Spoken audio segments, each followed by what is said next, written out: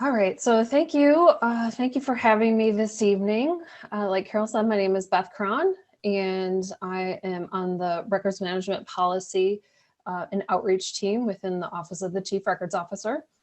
And our team works on policy and guidance and regulations and all of that good stuff for federal agencies, as well as the Federal Electronic Records Modernization Initiative, or FERMI. And I am joined tonight by Arjen Ravenbosch, who's my supervisor. And so if I don't have any answers, we can turn to him and he'll be happy to provide those. Yeah, I'm going to talk tonight about some of our lessons learned from the Microsoft 365 user group.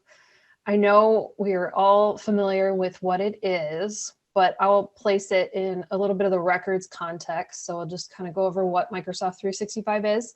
I'm going to share some lessons learned from our user group and then explain how that fits into existing NARA guidance and policy. I am speaking for myself tonight, so if I interject my opinions in there, I'm not speaking on behalf of my agency, but on myself. I cannot see the chat when I'm sharing my screen, but I do want to answer any questions as they come up. So if you want to interrupt me, that would be okay. So I'm going to start with just at a very high level, what is Microsoft 365? Since March of 2020, many agencies have moved to Microsoft 365, when they moved virtual, and a lot of them moved within a couple weeks notice. And so I did see one comment in the chat box that said, you know, we moved to 3, but we weren't consulted on the records management side. So unfortunately with COVID, that was, it was a good thing to move toward more of a fully electronic government, which is a goal that we've had over the last, definitely in earnest over the last 10 years since the Managing Government Records Directive, or M1218, came out in 2012. But unfortunately it was with COVID that we really saw a greater, much quicker shift to electronic government and electronic record keeping. So Microsoft 365 is a cloud services platform that offers a lot of the familiar services that we all know, like Word, PowerPoint, and Excel. But it also has a number of other applications that can be used and could be places where records are created. So it can be on-premise or via subscription plan. Exchange online, somewhere on the slide here, is where the email and the calendaring function happens. SharePoint provides file storage, and Microsoft Teams provides a lot of the collaboration functionality in Microsoft 365. So in the government instance, which is where I'm situated, I know not all of you may be, but in the government, there are kind of 3 versions of Microsoft 365. There's the GCC, which stands for Government Community Cloud. There's GCC, then there's GCC High, and then there's DoD. GCC is FedRAMP Moderate, so it meets the moderate for that certification. And then GCC High is obviously meets the high for FedRAMP. So this is based on certifications and accreditations that need to happen mostly for security reasons. And so I bring that up because there may be different functionality that's available in the different clouds based on what your organization is using. And one thing that Microsoft has emphasized to us is that they are working toward parity across all of the clouds and commercial. So what that means is that the goal in the future would be that when it comes out on commercial, that it would come out at the same time in the government clouds or pretty close to it. And so that's where possible because, you know, for DoD, for example, there's different accreditations and certifications that need to happen. So this is an image I like to use because, like I said, we know all about Word and Excel and PowerPoint, but there's so many other services that are and applications that are available in Microsoft 365. And they might not all be available at your agency. It will depend for your organization. So because they're all available in the cloud, they are updated on a regular basis, and that could be a good or a bad thing. I've heard from agencies that they'll have something set and then there'll be an update, and so then that will affect what they have rolled out. So you know, you can get the most recent version anywhere, be able to access it, of course, depending on your organization's policy. So just a few apps. I just wanted to point out a few apps, places where records could be created. So I was just finding this image earlier today. Andrew Warland is from Australia, excuse me, and he has a blog where he blogs all about Microsoft 365, and I learn something new every time I read one of his posts. So it's a good one to subscribe to.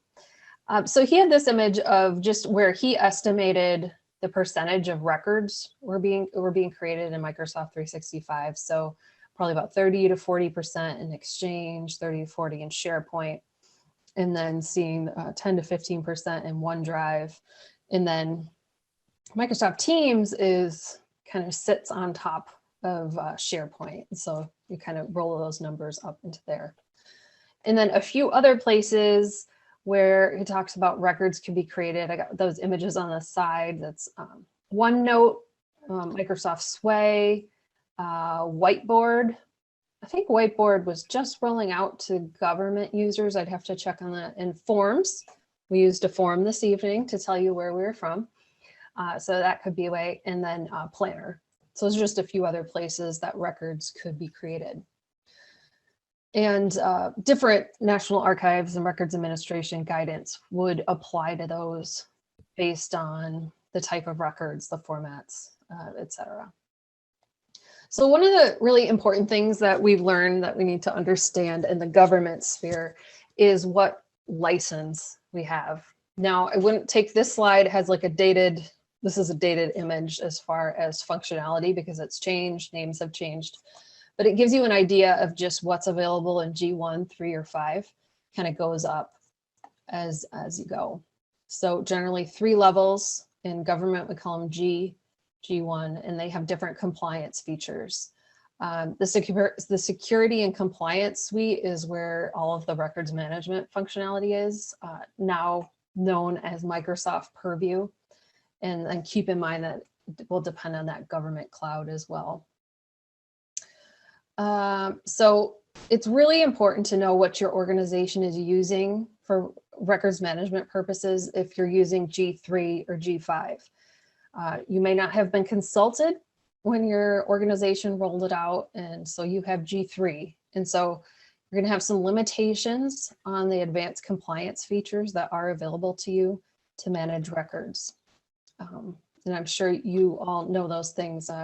When you're at G3, you're going to have a much lower level of automation, and you might be looking at more of a manual approach to manage records, because G5 is where the fancy stuff is, like adaptive scopes and multi-stage disposition and Power Automate, and the things that help you do it, records management. So I'd like to point this out. If people have questions, this is the place to go. This is the Microsoft 365 compliance documentation. The last I had looked, the PDF on this page was over 2,900 pages long. So there's definitely a lot of information there. I love that when you go to the Microsoft pages, they'll have a date it was last updated. So you can see, you can know that you have the most current information. So Microsoft really, that's where they add to the documentation. And starting, I believe it was April 19 or so, Microsoft rolled out Microsoft Purview. And so we're still trying to get a good understanding of what it is. But basically Microsoft Purview, it's all, a lot of the information governance functionality is being rolled up under this name. And so not a lot of the functionality has changed, but they're trying to have a more holistic approach so that they can describe everything that happens for risk, compliance, legal, and the data governance as well. And so this is just at a glance, I removed some of these that were on here, but this kind of gives you an idea of, it was once called, you can see that there's a little bit of variation in the naming on the left, and then the new name, they're all called Microsoft Purview. So draw your attention to Microsoft Information Governance is now known as Microsoft Purview Data Lifecycle Management. So that is a change, and it's just something to be aware of. That's kind of the approach that Microsoft seems to be taking, is moving more toward using data as the terms of the day. And then Microsoft Purview Records Management. Another thing I wanted to point out is that they're going to that language of using standard and premium, as opposed to, it looks like before e-discovery, it was core e-discovery and then advanced e-discovery. It can be a little difficult to know what those mean. So that is a good thing to check out if you haven't read up on that yet. So I want to share some of what we've learned from agencies. So beginning in about FY20, so probably about 3 years ago now, we began to talk about records management specifically in Microsoft 365. The group that we have was formerly called the Electronic Records Management Automation Working Group. And because that came out of the Managing Government Records Directive, which said that NARA should form a community of interest around increasing automation. And so over the years, we were hearing more and more people ask questions about M365. So we decided to transform that group into this one. And so I think it's been a good move for us. So we hold monthly meetings on the first Thursday of the month at 2 p.m. Eastern. And you are welcome to join if you have a .gov or .mil. I see some of my friends on the call here are already on the group, so I'm happy that you could be here today. So on the max.gov wiki, we share all of the resources that we've collected from the group, as well as past presentations and meeting notes. Unfortunately, we don't record the meetings, and we decided not to record them for the purposes of encouraging open sharing. But I recently heard someone on a call talk about they're not recording meetings because of agency policy, because I know that that's probably a topic that's come up in a lot of organizations lately, is just because we can record the meeting, should we be recording all the meetings? And so I've heard of some agencies even limiting that ability, and then you have to request it. So that's a tangent, but I think it's an interesting question. So we just try to be as collaborative as possible and share. It's great when agencies share their policies. I think the best meetings are when we have agencies share their concerns and their questions and the different things that they're trying for records management in their agencies. So we got over about 500 people on our list, and it includes folks from legal, procurement, IT. It's really good when we have a variety of people attend, because they ask different questions. And then we've been having Microsoft come 2 times a year to talk about the roadmap updates and any new functionality. So roadmap is where Microsoft will share publicly what they're planning on doing, and then what stage it's at, whether they're designing it or it's in development or it's in private preview, just kind of explaining where they are.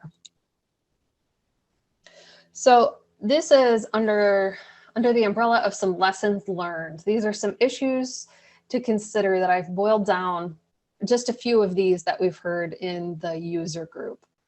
And so the first one is on licensing. So I talked about that before. You got the G1, G3, G5. And I often will ask records managers which license they have at their agency, and often they don't know. And so that's going to have a big impact on what you're able to do in combination with all the other things on this list here. So yeah, the functionality and the automation will increase as you go up, and as well as the cost going up. So that's something to consider. And then we have heard of some agencies using third-party tools to meet some of the gaps. There is definitely a marketplace for those third-party vendors. I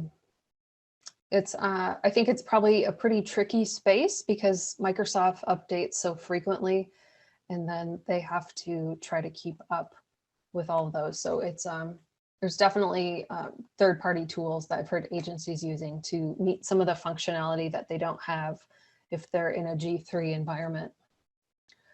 Another one to think about is provisioning and deployment. The time has likely passed for advocating for a G5 or advanced compliance if you've already deployed at your organization. But you can think about day forward options and what might be necessary for going forward. So that's what I hope to point to. Specifically with provisioning, I think as it relates to Microsoft Teams, especially early on in a lot of agencies' deployment, we heard that they were really concerned about information sprawl, and people were just able to create a new Microsoft Teams, which in turn creates a new SharePoint site. And so they were able to do that, and they were having, you know, a lot of sprawl going on, a lot of instances, and they didn't exactly have were able to keep track of those. So I've heard from the user group kind of two options for setting up Teams. And one is to have a Teams provisioning service. And so that is, so you can have tighter controls over what that would look like. So whoever's controlling that can say, what is the site going to be used for? Then you can figure out what records may be created there and possibly put on a retention. So it's important that they know what is being created in the site so they know how long to keep it. And then I've heard that agencies use a third-party tool to do that provisioning. And another option is to have self-service where users can request and create their own team. And then if you can create the metadata and make sure it's set up so that users are best positioned to do the right thing. That could be a way to, if they set it up, then you can have the right retention policies applied. So I'll come back to permissions. I think I got that in the next slide. And then some other issues, and we have different policies for different tools. So I'm thinking about policies in two different ways. You would have your policies with regards to what employees need to be doing as far as which tools they should use to do their work, and what actions they need to take if they need to do some extra step to capture records. Ideally, that would be an automated process in my ideal world, I'd like to just have a notice or some kind of acknowledgement from employees that they're creating records, and then it all just happens on the back end. Because it's good for people to know that they're making records in the course of their work. And then the other way I'm thinking about policies is the many policy settings you can make in Microsoft 365. So if you look at Microsoft Teams, for example, you can have global policies where the default for access is organization-wide, or you can assign custom policy to those, and only certain people can access it, only certain people can delete messages, or see if chat can be deleted, that type of thing, or if you can see sent receipts. Oh, and also another one is, are memes and emojis allowed? So there's all sorts of policies. There's a great deal of granularity that you can set within Teams. It's just bridging that gap from records management to the IT to know about what you should be asking. So yeah, it's likely your organization can be really granular with those policy settings. And so it's good to take a look at what's turned on and what's turned off, because the default may not be may not be ideal. So it's something to look into. Because it's not out yet, but very soon we're going to have a paper coming out from NARA on collaboration platforms. And so I think of policies as really important. If you're talking about collaboration within an agency, possibly within components of a larger agency or from agency to agency, I think we'll be seeing more of that. For example, if you're able to, access someone's Microsoft Teams for a meeting, that type of thing. So that will be really interesting to see how we work across interagency and intra-agency. And then the last one on there is disposition. How do you make sure that people are reviewing their data before deleting and making sure that it's actually deleted? That's a challenge that we've been hearing in Microsoft 365. Also, another one we're hearing is vendors want to know how to make a submission information package that really easy so that it can be sent to NARA for permanent electronic records. And that's definitely something we're aware of, and we're tracking that and thinking about how to improve that process. So just let me know if there are any comments and I can address those. I wish I could see the chat at the same time. So this was that permissions. I'll come back to that here. This is from Microsoft's website, and you can see that there are a number of different roles within Microsoft 365, and obviously that have different abilities and things that they can do. The global administrator is definitely that the role that can do everything, and they can assign what other people could do too. So records managers should work with their IT folks to make sure that they have the right permissions so that they can set their retention labels and policies and make sure that they know things are working. And one thing I heard from the user group is someone shared that global reader role on the bottom can be helpful because that means that you could log into the admin center and see everything, but you're not allowed to make any changes. So if you're having a challenge with getting access, that could be an approach that you take to because it's low risk. You're being able to see how people are managing records, but you can't change. So it's just to be informed. And now I just want to touch on a few of the promising Microsoft functionality that we've heard over the last few years, that we've talked about within the user group.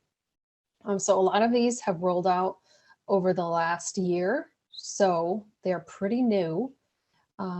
Adaptive scopes is just, I want to say March, it was just this year that it rolled out into the GCC cloud. And so I haven't heard a lot of use cases on that yet. I've heard a number of agencies that are very excited to try it, but are not quite there yet. So I'm really curious to watch that. So this is a big thing that Microsoft rolled out, and this was in response to the records management community, I believe, saying that we need some way to apply policies that can change in different areas of Microsoft 365. So they are part of G5, and they're available, in GCC, GCC High, and DoD now. So before the policy scopes, you set up retention decisions to keep content and enforce disposition. You did that with a static policy scope, and it was very limiting for some situations, such as implementing capstone or implementing disposition across multiple tenants, multiple agencies within a single tenant.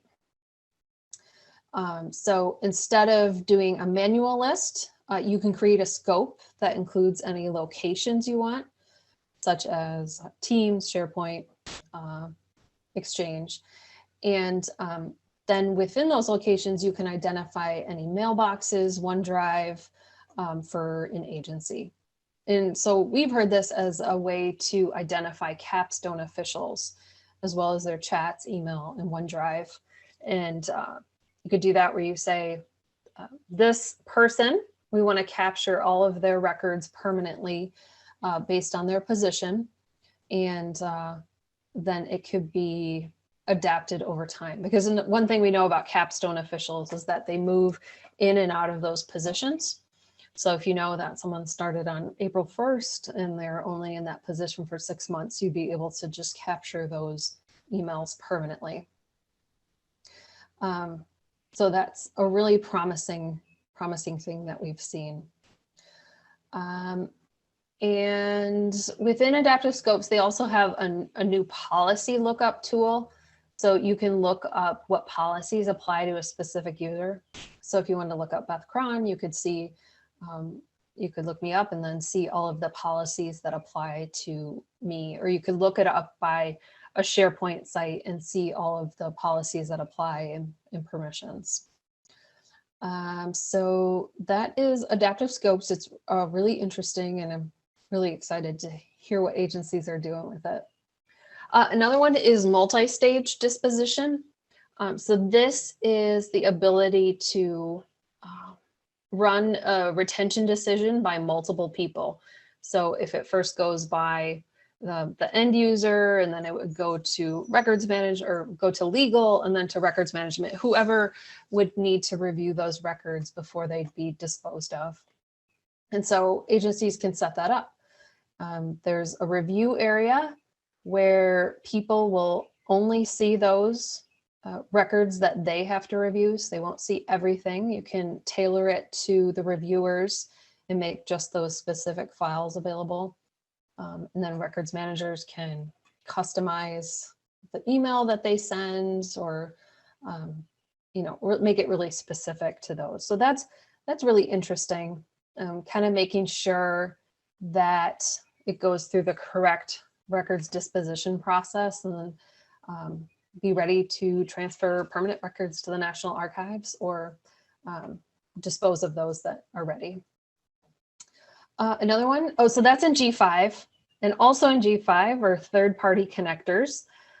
These are all of the connectors, or I believe through APIs that Microsoft has, where you can import all of that data into Microsoft 365. So you're seeing a lot of social media platforms, instant messaging, other document collaboration platforms. Those can all be pulled into Microsoft 365, so they can all be managed there. And so I think that's interesting, because you could group, especially if you have like a case file, you could have the like records that are together, the email with any text messages or social media, and have it all together. And then last is advanced e-discovery. And I should know, because I just was on my other slide, that's called Microsoft e-discovery Premium, I believe. So that's, if I go back to the Microsoft Purview, it's the premium one. So these terms have changed. So there's the first level, which is just the content search. I believe that's in G1. It's just basically being able to search and find results. The core e-discovery is what you have in G3, and that allows you to do basic search and export, and you can make e-discovery cases. So that's the kind of the mid version. And then with an advanced e-discovery, that's where a lot of the other capability is for litigation support, preservation, export, all of those functionalities that you might need to create an end-to-end workflow for managing e-discovery. It could have some applications for records managers as well, if they're using that to find records that are ready to export and possibly transfer to the National Archives. So that's a space that we're watching to see how that develops as well. It also has predictive analytics and machine learning built into it, so that you can narrow the scope of your search. Another thing that at the National Archives, we've made available a machine readable GRS. And so that's the NARA General Records Schedule for records that all agencies create, or most of them, for common records. And so you can see a little of the export on the screen here is from financial management records. And so NARA released the Excel file, and then Microsoft took it and then they put it into a Microsoft 365 readable GRS. And so they are in kind of the testing it out. As you can imagine, the GRS gets updated, and then this file needs to get updated, and then all of those need to be managed by someone. So they're kind of testing that out. And I think that's really interesting for the GRS fields that can be mapped. Not all GRS fields were in the Excel file that was released. I think there were some that didn't quite fit into that. And so they're definitely working on revising those. So this is what Microsoft translated it into. And then thinking about where do we go from here? Like I said, with a lot of things, this is ongoing work. We're still learning.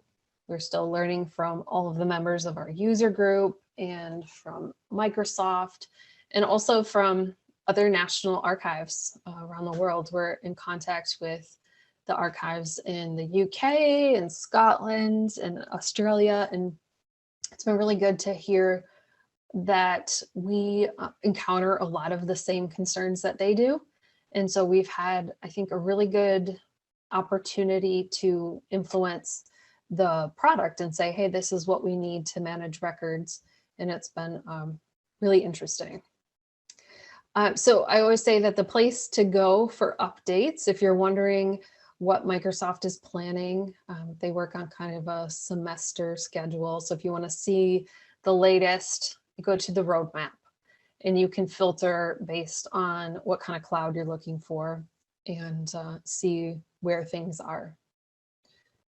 So now these are dated, but this is just an example of some of the things that you can see in the roadmap and when it's coming out. So you can see this slide is from 2021. But these are just a few examples with the type of information that Microsoft shared with our user group when we have them come twice a year. So that's like, this is what's new. And then here's some of the things that are coming. And so those are in the, here's the, you can see the numbers that are on here. That's the roadmap ID. So you can track those. So now I just want to highlight a couple of NARA pieces of guidance if you're looking for how all of what I just talked about fits in with what the National Archive says as far as policy.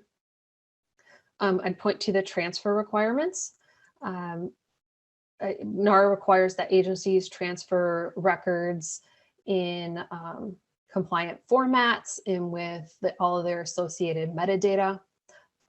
NARA doesn't take systems like Teams or SharePoint, and we want to encourage agencies to make sure that they have all of the metadata associated with the records in the system so that they can export it and have it ready to send over to NARA if it's permanent.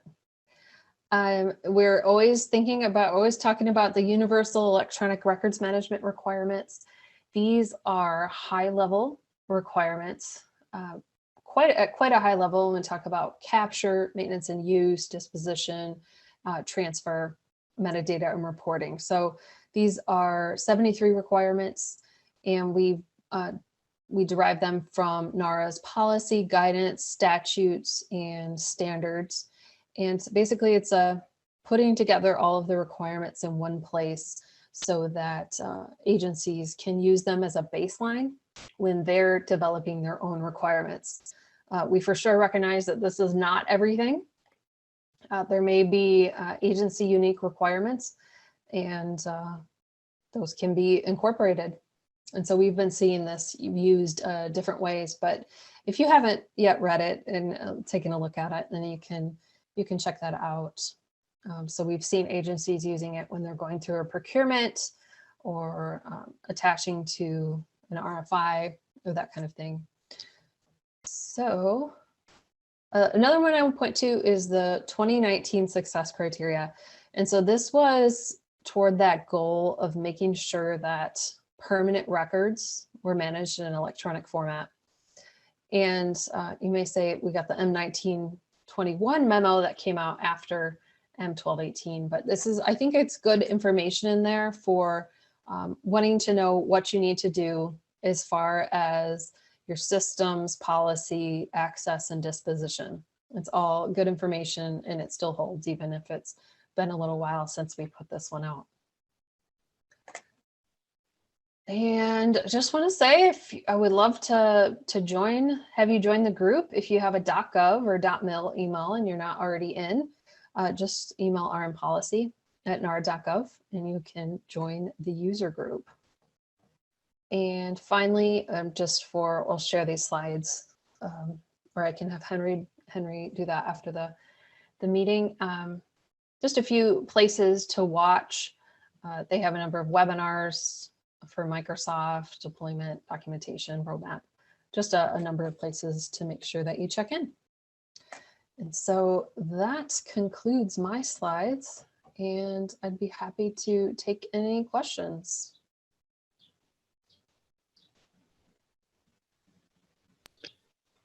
Beth, we have a question in the chat. Oh, can you see it, or would you like me to read it to you? I can see it. Okay. Oh, okay. We're looking up. Hi, Beatrice. We were on a call earlier today. Is Microsoft going to push the GRS to federal customers? She had suggested that Microsoft work with NARA to push the basic specified CUI categories.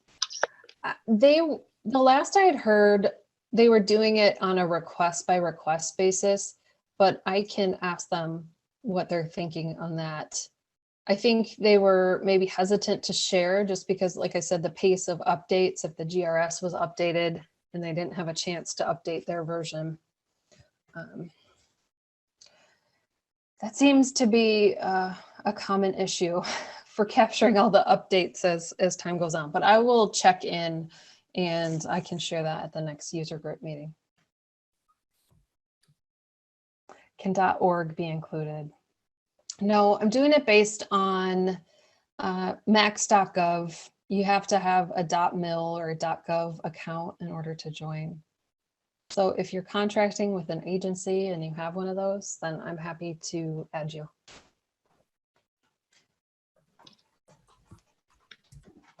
It's great. I see some familiar names from the user group here. Hi, Beth. This is Henry. I just have a quick question on the GRS. Is that, so Microsoft put it in as an Excel spreadsheet? Is that, did I get that right? Or are they doing a list? Or... Yeah, they haven't made it publicly available. At the last user group meeting they came to, they just asked for people to kind of test it out. And so I think that they wanted to work through a few things before they made it widely available.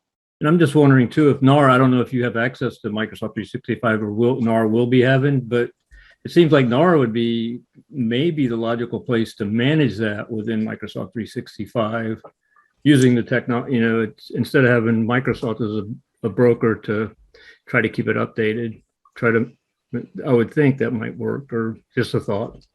No, thank you for that suggestion. I can take that back. Unless anybody else wants to weigh in on that one. Here is the link to the machine readable GRS that's on NARA's website. Yeah, spreadsheets are pretty problematic. We still have that document mindset for records, I think, paper document formats, where a lot of the things now are more. Yeah, and as far as explaining it, so all of the GRS items, that's a general record schedule, all of those that would fit in the format where they could have a column. So I'm looking at it now. They have the records title, the classification, the legal citation, and the disposition. They're all fit in a column easily. So you can imagine if there's a GRS that it's not clearly fitting into a column, it's hard to put in a spreadsheet. So if that helps explain it, is it like OCR? Oh, no, it just means that it's in a spreadsheet and it's in columns where a computer system could easily grab the information from those columns and make sense of it. It's also human readable, but it's machine readable. Thanks, Tommy. Is there a GitHub-like site where users can share their scripts? You know, I think, I'm not sure about in the government space. Didn't Microsoft buy GitHub? Yeah, they did. Thanks, Tom. Yeah. I was like, I couldn't remember if I was like, yeah, they bought it. So I believe there is, and that's a great question. That would be a good place to share, definitely. I'll look into that.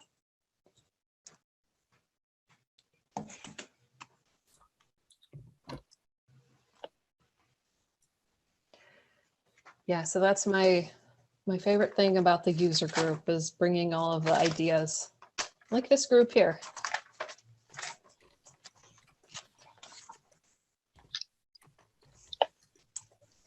Oh, yeah, and Tom, you point out there's some good stuff on the old NARA GitHub site. Yeah, yeah, and I think we did a blog post. NARA's electronic records accessioning unit was starting to share some tools. Oh, thank you for the link. They're starting to share some tools there on that agencies could use to process records before they came to the National Archives. So I think the one I'm thinking about is that file analyzer tool. And I could put the specific link there.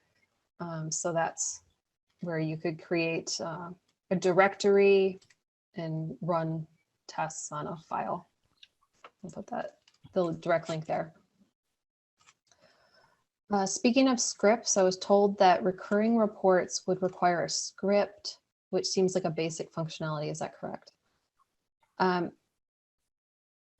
You would think that would be a basic functionality. I believe, someone else correct me if I'm wrong, that you can run scripts at whatever level you are, but if you want to automate those using Power Automate, that is in the G5. And I'm not sure exactly, I would talk to your IT about how you set up the recurring reports. What are some of the gaps identified when only using the M365 Compliance Center records, E5 to manage records? So some of the gaps that we've seen between the 3 and the 5 are being able to do automation to any level is in the G5, and also being able to do batch activities to records. So from what I'm hearing, someone else please chime in.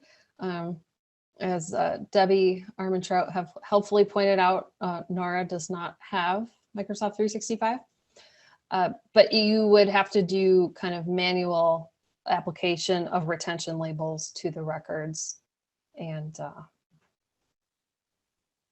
yeah, you're not going to have the adaptive scopes where you can apply policies to a person across different applications. Just not, you don't have the fancy functionality that's available in the advanced compliance. Oh, from Tommy, any interesting info from the M365 60-hour straight virtual 365 marathon last week? You know, I kind of dipped in and out of it. Like you said, it was 60 hours. And actually a couple of the ones that I wanted to go to that sounded really interesting, the presenter was a no-show. So I think that they recorded all of those, and I have to look into to see how they're going to make those available. So my understanding, this is a group of folks who really love SharePoint and M365, and they put together 60 hours of content in multiple languages with folks from around the world. it was a lot. Any other questions, ideas? I have one that I've been looking at and thinking from a, not so much the technology, but it's our culture where I still see people sending attachments and emails. I haven't done that in probably 10 years. And I think if you start, and I even saw a really good NARA guidance on a record really could start at the beginning. It's the entire record, including versioning, but we seem to still be in the paper record mindset and sending snapshots around. People are saving copies in their OneDrive, they're saving them in their personal drives. And you can really, and it kind of surprised me to see, well, 40 to 60% use Exchange. I think there's, in our agency, it may be more than that. We're still sending attachments around. And by just trying to learn to use versioning from a organization work perspective, nothing to do with the technology. I think sometimes we get so focused on the technology, but being able to, and you mentioned the dates on there, the authoritative source, have one place to go that's maintained, that's the authoritative source, and try to keep all these copies to a minimum.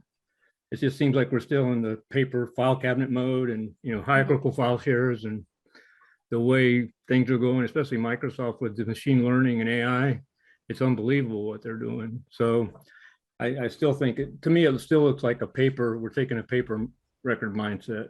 That's what I've really noticed. Yeah, I hear that. And to flip that a little bit, I heard a question this week on what do you do with those attachments to emails if it's a capstone official and you're just receiving a link to the document. So I think Microsoft is working on a way that you could capture whatever version it was that was shared. Otherwise, we're looking at, how many possible copies and different versions of a document are out there. And do we really need to be keeping all those? That's my opinion. Well, my perspective on that is I think the executives probably aren't the most important for the history, but I could be wrong there. But I think a lot of the other stuff that's going on is really going to be important too for our history. But I think there's, agreement and disagreement on that side from an archivist perspective and a records management perspective. But there is so much going on that we could learn what we're going through right now, and people trying different things, and how everybody's this time we're going through now. There's so much digital disruption. So I just find it fascinating with all the information and the different, it's mostly cultural with me, it seems like. So, and we're still working like we used to. Just sending spreadsheets around and having 50 people update them, and they come to one person and they update them all. And that could be done so much better if we would change the way we work. Yeah. So if you talk about all the kind of cultural and change management aspects as well as everything else I just was saying. Yeah, and Beatrice, you're saying it's my understanding that Microsoft does not deduplicate. I read that wrong. Does not deduplicate. I was talking to somebody, I think I heard in Exchange they do, but a lot of the other, it's so hard to do. It's really, but I mean, there's policies where you can not allow people to do attachments, but I think that you couldn't do that until people really understood how to work differently. So. Yeah, that was my first thought, is that would be controlled by a settings policy. Yeah. I'm sorry, go ahead. Oh, I see Tommy say it's the interaction between and among various elements in the M365 periodic table that we challenge for records managers. Absolutely. Yeah, definitely how OneDrive fits to SharePoint to Exchange. Like we said, you're sharing files and links through Microsoft channels and private messages. And yeah, it's definitely the interaction. And then any of those applications, you're sharing it within OneDrive and all the other places. So it's enough to keep us busy. One of the things I've heard Microsoft say it's doable, but I haven't seen anybody doing it. If anybody has, let me know. That I believe that like a team site can be, the entire site be the record. And when you stop using it, you archive it, and you can either delete it or keep it for historical purposes and not focus on all these individual documents. It's next to impossible. And with all the metadata and I think the vendor, there's a lot of money being spent where a lot of times it's good to just have the whole team site. And a lot of it is more cohesive. We did that for our destruction with a claims file, and then that whole site in theory would go away 6 years according to GRS after the destruction, as long as you organize your content all around the site. And that's what's nice about Teams too. And the channels, you get out of these emails where stuff's just spread all over the place. You're able to start grouping it, under topics or, it's challenging because we all think hierarchically, and a lot of this stuff, I think back to Tommy, it's all, semantic, and it's a whole different network model instead of a hierarchical model. But, Yes, definitely.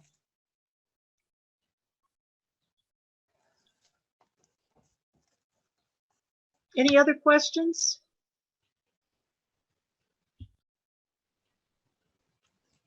Okay, well, it looks like we're winding down here. I'd like to thank Beth for speaking to us this evening.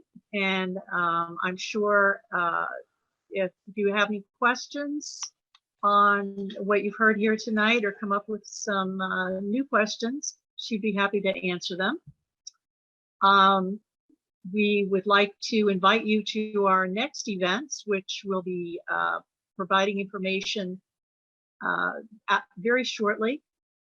We'll have webinars coming up during the summer months, and we'll get the information and the registration out to you as soon as it's available. And thank you all for coming. Thank you all for joining us, and thanks for having me.